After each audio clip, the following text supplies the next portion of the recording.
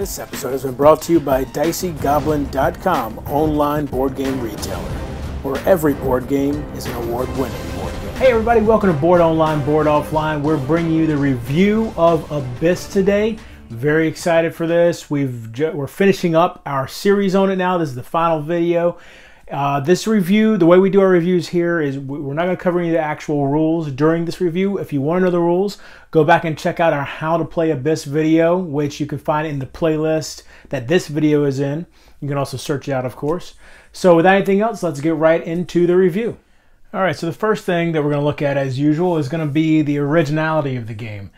And I have to say, this is, from a theme point, definitely one of the most original games I've ever seen. And I really like the way they brought all these different mechanics together.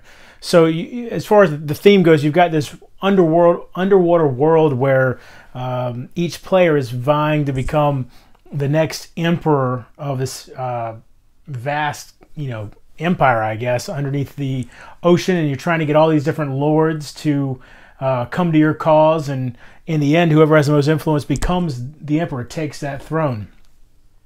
But the way you're doing that by getting these allies, you've got this kind of bidding mechanic where each player is bidding on what they want, and also a little bit of press your luck, because you could take this one, but maybe really what you want later, because this has a high influence, but maybe really what you want later is you're looking for a squid or a jellyfish, but you don't know if those are going to come up. Sometimes you won't get any of those whenever you're drawing the cards. So you've got this press your luck. You're purchasing these guys down here. They all have these different special abilities that are going to play into your favor. Meanwhile, you also have monsters that might come up out of this deck, but interestingly enough, there's no risk in fighting those monsters. It just gives you a reward. But again, if you don't fight the monster, then your next opponent, or the next opponent to fight a monster, is going to get a better reward. But if you do fight that monster, it ends your turn, so you can't get any of these guys, any of the allies. Then you have the locations that you're trying to control. All of this comes together, to me, to be a very original concept, a very original design. And so for the originality, I'm giving this a full 2 out of 2. Moving on to the aesthetics of the game, this game really shines here. Forget about the component quality for a moment and just the artwork itself. I mean, look, these lords down here, every single one of them is just amazing. I just really love all the artwork on these guys. The mages are without a doubt my favorite, but every single one of these, each one just has stunning artwork. The board itself really just pops, and it's in the middle of the table. That's where your attention is drawn, and I really think it does a good job of doing that. The allies now, I do have to say, I wish that they weren't all the same. Every seahorse ally looks like this. Every shellfish ally looks like this. So I wish that was different. But as it is, it's still some beautiful artwork. The monster tokens over here that you get, again, all the same, but these monsters are really cool looking. Then you've got, even just from an aesthetic standpoint right now with these pearls, I think that's a really cool effect. Now, of course, if they start rolling around the table, if you spill them, you're going to be picking them up for a while, but just don't spill them. I wish that, well, that's actually getting into component quality, so we'll talk about that in a little bit. And again, with the artwork on the location tiles, it's all stunningly beautiful artwork. Absolutely love everything about the way this game looks. Again, my only quibble about it at all was that these were not different. You see, no matter what their influence, all the squid allies are going to look the same. It doesn't matter. So I docked it just a hair bit for that, but I am giving, for aesthetics, a 2.9 out of 3, so still a fantastic score. Moving on to component quality. Let's start with the card thickness. And the cards themselves. It is a pretty standard finish. There's nothing special about the cards. They're not particularly thick either. They're a little bit on the thin side. You can see that I have sleeved the lords, but I've not sleeved the allies. The reason for that is this ally deck is simply too large.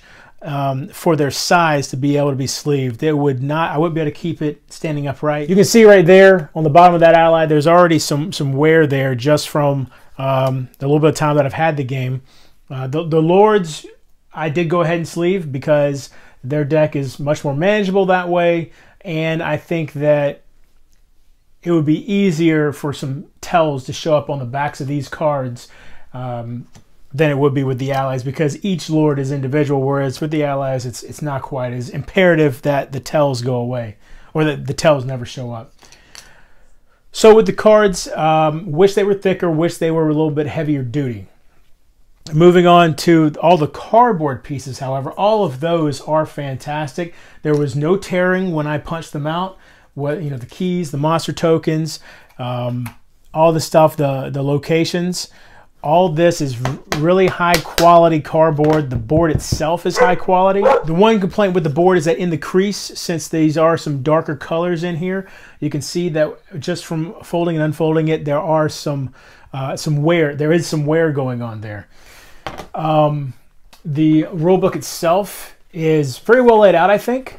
I have no issues with it. It's very clear, very colorful, easy to read, does not take a long time to get through, and is very understandable. And then with, you know, they even go so far as adding a score sheet for the components to help you tally up everything at the end of the game. Also excellent, instead of having to find your own scratch pieces of paper. Like that a lot. So for the most part, the components are all really good. I will say that these shell containers, these plastic shell containers, are very, I don't know, I feel like something more should have been done with them. It's a very kind of solo cup style plastic, if you know what I'm talking about. It seems to kind of contrast with the quality that you've seen with the rest of the game, but it's still not horrible. I mean, ultimately it's just a container to keep your currency in, so not a big deal. The pearls themselves I like a lot. They are not super heavyweight or anything like that, you know, but they do the job, and they, I think, look really, really nice and look a lot like an actual pearl. I mean, I don't know a whole lot about pearls, but still, you see them and you're like, oh yeah, it's a pearl. So I like them a lot. So my main complaints there are the quality of the cards, which anybody that's watched my reviews knows that that's generally a complaint I have. I just am not a fan of a lot of the cards that are out there these days. And then the container for the pearls. Everything else is pretty great, but for that I'm going to give still a really good score of 3.25 out of 4 for component quality. All right, moving on to thrill factor when you're playing the game. How exciting is it? What sort of climax does it reach at the end of the game? Is it something where it's anticlimactic, or is it worth the time invested into the game? And I feel like for the most part, it is. For the most part of this game, you're going to be trucking along, scoring points, grabbing these guys, and most of the time I think it's going to keep the game pretty close as long as everybody has a general idea of how to play what they're doing. However, it's conceivable that somebody could get out ahead, especially probably with certain power combinations between the Lords, and really start pulling away. If someone were able to somehow obtain 2 of the ambassadors, that by itself probably would really give them a significant advantage. But again, they are also one of the more difficult ones to obtain. You need 5 different factions to get them. So it does balance out. However, I wouldn't say it's a runaway leader problem, because I don't think that is necessarily going to compound upon itself. Some of the issues with the Lord powers are taken care of in the fact that when a Lord takes over, when you use a Lord to take over one of the locations, their power is no longer available to you. But it's just something that you have to be aware of, that it's possible that you could see, you know, a few turns out that there's no possible way that you're going to be able to win the game. And if you're the type of person that's a problem, where, you know, you don't want to be able to realize, hey, listen, I don't have a shot at this. You know, maybe this game you want to stay away from. However, I feel like there's enough different ways to make points. I mean, you see here on the score sheet, there are 4 different ways to make points between the locations, the lords, the allies, and the monsters that you fight. However, I'll say this, the monsters that you fight are not going to give you that many points. You're really going to collect most of your points in these first two, and the bottom two are going to be more what's going to separate a, you know, the first and second place if they're neck and neck type thing. Or it's going to separate people that are neck and neck. So you can kind of look and see how somebody's doing with these first two, and which is going to be open information, and know kind of what's going to happen in the game. That being said, when I've played it, it has usually come down to a very close game towards the end, and I think that that's probably what happens more times than not. So with that, I'm going to give it a 2 out of 3 for thrill factor. Moving on to gameplay itself, the overall gameplay. I like the choices that you're given on your turns, but still the turns are pretty succinct and short. There's not a whole lot of downtime. I could see with a 4-player game there being a little bit maybe more downtime than somebody that's trying to play a game like this would want. However, I really think that if everybody does their best to not give in to AP, if everybody does their best to have in mind what they're going to do ahead of time, that won't be an issue. You only make one, maybe 2 choices on your turn. One's going to be an optional thing. I guess technically it's possible to have 3 different things you have to decide on your turn. You're going to have the optional at the beginning of the turn to bring out more lords by paying the pearls. Then you're going to have the mandatory choice, which is really the meat of your turn. And then after that, you're going to, if you have 3 keys, you're going to have to choose between the different locations. So possibly 3 different things, but the likelihood of having all 3 on the same turn is unlikely. So the gameplay, for the most part, moves pretty quick. I like that a lot for a Euro-style game like this. I will say that I was a little, when I found out that with the monsters that there was no risk in fighting them. It was, if you choose to fight a monster, the monster's dead. I was kind of like, I just don't know how I feel about that. But I mean, I guess that's kind of, this isn't supposed to be a game of a whole lot of chance. The only chance in the game is going to be what cards you draw. But there's so many ways to mitigate that it's really not an issue. So they didn't want to add the chance of having to roll a die or something with the monsters, I guess. So the monster, you know, it's the monster's dead if you fight it, and then the only risk in the risk really is in not fighting a monster, because every time you don't fight a monster, this is going to move up and give your opponent who does fight the monster a better reward for defeating it. There may be some complaint by people of the luck in the monster tokens, but I mean, because when you fight a monster and you get a monster token, it could be 2, it could be 3, it could be 4 points. But again, probably in a game you're going to fight 2 monsters, maybe. I don't know that I've fought more than 2. I think maybe 2. I think 2 is the most that I've fought. You know, obviously your opponents might fight 1 or 2, and so that's not going to have a huge change on the game. I think that is so small in the number of points you get from these guys that it really doesn't matter. When in comparison, you know, if you were to purchase the Miller, then you get 10 points in the game just from him, whereas, you know, you might get 2, 3, or 4 from fighting a monster. So the real rewards for fighting monsters are going to be if you get down to the keys and stuff like that. Which brings up a point that if somebody has their monster, if the monster threat token is here and the monster comes up, I really wonder how often somebody's going to choose to move them, to not fight a monster, move this down and allow their opponent to get a key because of how powerful the keys are.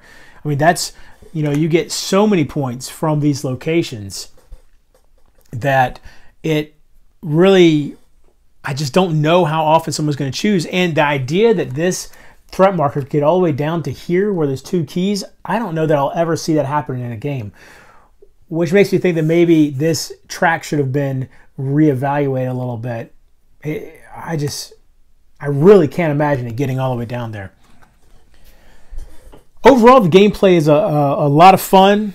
I think that how quickly you can get through a game. I mean, 45 minutes for a game like this is just about right. It's just that, you know, I have a few little things here and there, like the monster track, like I said, the fact that fighting monsters is automatic, and the fact that if someone were to suffer from AP, that it's going to bog this game down unnecessarily. So I gave the game a 3.5 out of 5 for gameplay, which is still a good score. And that brings our total score for the game to 80.2%.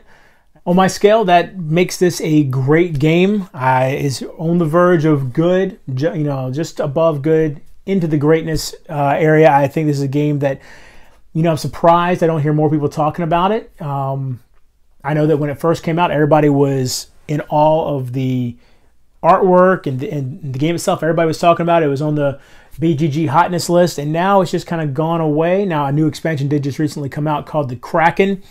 I'm going to eventually have to give that a shot, but until then, this game really packs a lot of punch. I do enjoy it a lot, and if for no other reason than it is stunningly beautiful, and on top of that, a really good game, and I would say a great game actually. So thank you for watching. I hope you enjoyed the video. If you did, please give it a thumbs up. If you like my channel, please subscribe. You can find me on Twitter at boredonlineboardoffline. I'm on Board Game Blender every other week or so. I'm also on Board Game Geek. And until next time, if you're bored online, board offline.